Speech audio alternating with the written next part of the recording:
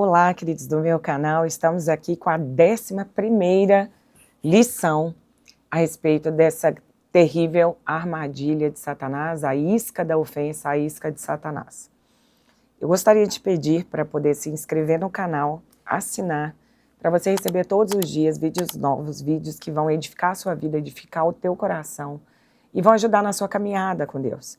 Olha, gente, nós temos recebido centenas de testemunhos e isso edifica muito o nosso coração, porque quer dizer que nós estamos fazendo a diferença, estamos caminhando na direção certa. O importante não é a velocidade, mas a direção. A direção é mais importante do que a capacidade que nós temos de correr com pressa. Nós queremos de verdade que esse canal seja canal de bênçãos, de ressignificar mágoas, de tratar, de curar corações feridos, e eu acredito que você tem muito a ganhar estando conosco. Hoje eu quero falar um pouquinho sobre essa armadilha da ofensa, no sentido de que todas as ofensas que eu falo aqui, a maneira de lidar, tem o mesmo modus operandi. Satanás, ele abre esse currículo de ofensa diante de nós, e quando nós não conseguimos entender que a ofensa é uma armadilha muito perigosa, que pode destruir relacionamentos, ministérios, inclusive a própria fé da pessoa, então nós estamos ali fisgados. A Bíblia, ela nos ensina em Apocalipse 12:11, eles, pois, venceram por causa do sangue do Cordeiro e por causa da palavra do testemunho que deram, e mesmo em face da morte, não amaram a própria vida. Olha, assim como nos dias da igreja primitiva, os testemunhos, eles são armas espirituais muito poderosas. E eu gostaria de compartilhar com você alguns dos testemunhos reais que nós estamos tendo aqui. Eu fui profundamente tocada por alguns dos testemunhos, principalmente daqueles que a pessoa tinha uma grande dificuldade de vencer o poder da ofensa.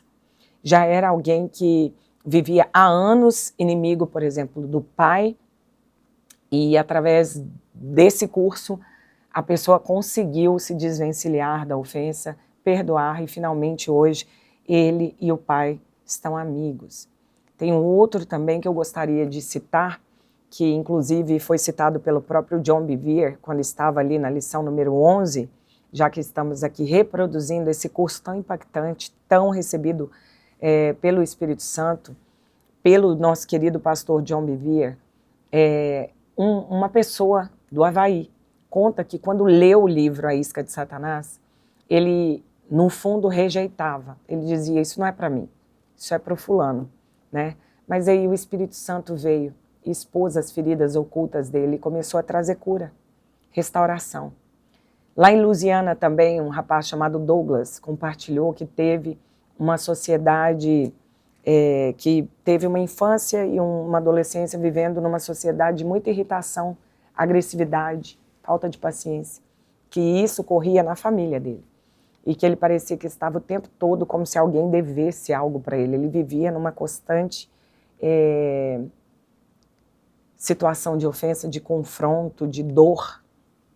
E ele disse que quando começou a assistir às nossas aulas, ele começou a lidar com a ofensa de uma maneira muito real, como uma armadilha espiritual mortal. E que esse veneno emocional que destrói a paz e a alegria já não faz parte mais do coração dele. Ele descobriu que não era preciso basear o amor dele na validação dos outros, mas o amor dele pelas pessoas estava baseado no amor que Jesus tinha pela vida dele. Então, gente, durante todo esse processo, nós estamos na penúltima aula. A cada aula eu recebo vários testemunhos, de 50% a 80% das pessoas reconhecem que estão presas na ofensa. Gente, isso é um índice altíssimo, altíssimo. Mas nós entendemos que essa mensagem é uma ferramenta para libertar vidas. A ofensa, ela é literalmente a arma mais poderosa que Satanás tem usado para destruir vidas e famílias, e ministérios e igrejas, para paralisar o chamado de Deus para a sua vida e te aprisionar. É interessante aquela história do macaco, né? O macaco sendo perseguido por caçadores numa floresta, e aí John Bevere cita o autor australiano Cole Stringer, No livro dele, né, Tira Sua Mão da Gaiola, Macaco, ele explica como os caçadores capturam os macacos. Eles colocam uma banana dentro de uma gaiola grande e estreita. O macaco coloca a mão, agarra a banana, mas não consegue puxar a banana de fora para fora, porque a gaiola é estreita, né? Então ele não consegue puxar a mão de volta, porque ele se recusa também a soltar a banana. Então, mesmo ele vendo os caçadores chegando perto, o macaco permanece preso ali, porque ele não quer largar a banana. Quando nós aplicamos isso para a vida espiritual, a banana é a ofensa. Em Lucas 17:1, a Bíblia diz que e Jesus disse aos discípulos, é inevitável que venham escândalos, mas ai do homem por meio de quem eles vêm. Você sabe que guardar mágoas só vai te aprisionar, mas muitas vezes você se recusa a soltar. Você fica preso nessa armadilha terrível de Satanás. A ofensa é uma dívida não paga. Quando nós guardamos rancor, sentimos que alguém nos deve algo, que não foi justo conosco. E nós nos posicionamos de maneira ofensiva.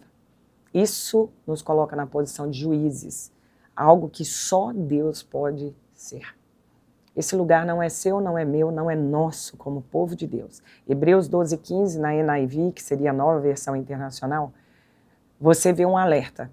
Cuidem que ninguém se exclua da graça de Deus, que nenhuma raiz de amargura brote e cause perturbação, contaminando muitos. A ofensa, ela começa como uma semente, mas se regada, ela cria raízes muito profundas. E ela gera amargura, um veneno que corrói o coração. É estranho, né? Mas Absalão, na história, quando ele não perdoou o pai, a história diz que Absalão é um exemplo claro, muito óbvio, do quanto a ofensa destrói destinos, por ele não ter perdoado Davi, que não corrigiu o seu filho de ter estuprado a irmã. Ele cometeu a mesma ofensa do ofensor de sua irmã, no caso o seu irmão. Ele cometeu a mesma ofensa de estuprar 10 vezes mais, porque não perdoou. Quando você lê 2 Samuel 13:1, onde o episódio de Tamar e Aminon acontece, Absalão ficou muito ofendido com a falta de justiça do pai dele, Davi.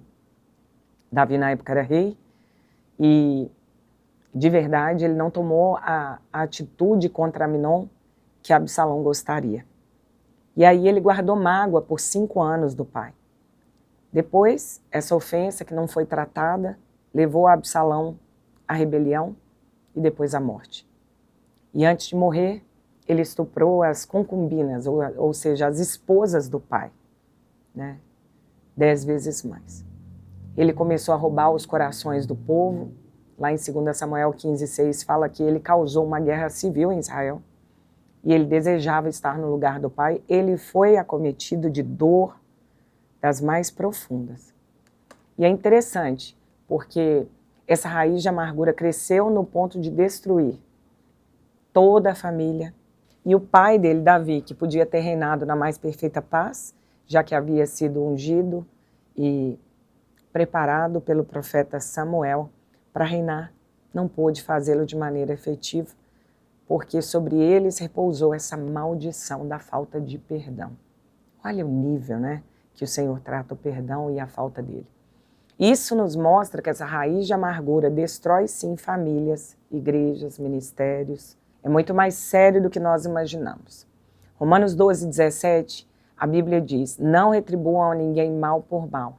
Amados, nunca procurem vingar-se, mas deixem com Deus a ira, pois está escrito, a mim pertence a vingança, eu retribuirei, diz o Senhor. Quando buscamos vingança, estamos tentando tomar o lugar de juiz. Deus é o único que é justo juiz. Por isso que nós entendemos que para Deus o perdão tem que ser uma delimitação aonde nós não temos o dever, mas nós estamos ordenados completamente a perdoar. Seja qual for o nível da ofensa, seja qual for a profundidade, a intensidade. E nós sabemos que existem ofensas muito difíceis de ser perdoadas mas nós estamos debaixo de um mandamento primórdio, prioridade para Deus. John Bevere cita a história de uma mulher que acreditava ter perdoado seu ex-marido, mas ela ainda estava presa porque esperava um pedido de desculpas dele. E aí Jesus nos ensinou o perdão muito antes de qualquer tipo de arrependimento por parte dos ofensores. Porque na cruz ele disse, olha, Pai, perdoa-lhes, porque eles não sabem o que estão fazendo. Lá em Lucas 23, no versículo 34. O verdadeiro perdão, ele nunca vai vir a partir da alma, a partir de uma decisão, a partir de uma emoção, de um sentimento.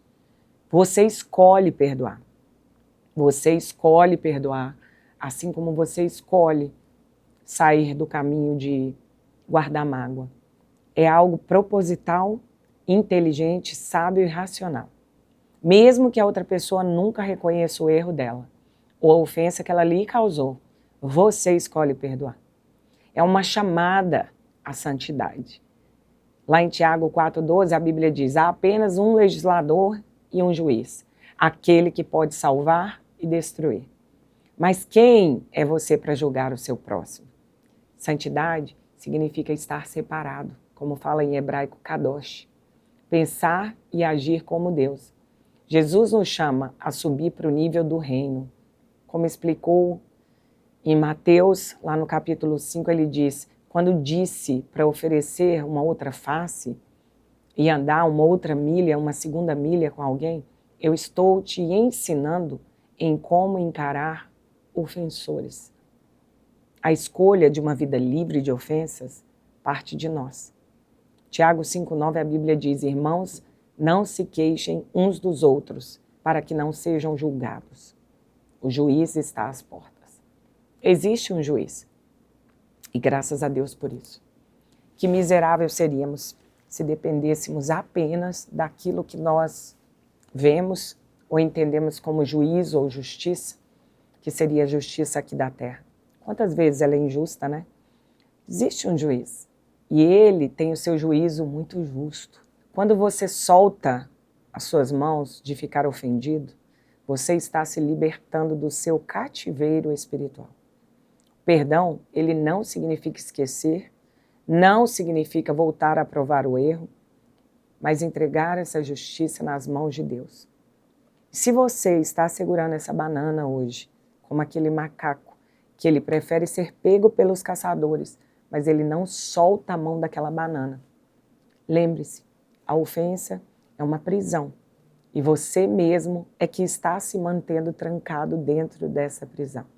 Romanos 14:19, a Bíblia diz, esforcemo-nos em promover tudo quanto conduz à paz e à edificação mútua. Eu sei que existe um caminho. É um caminho difícil, mas possível para todos nós.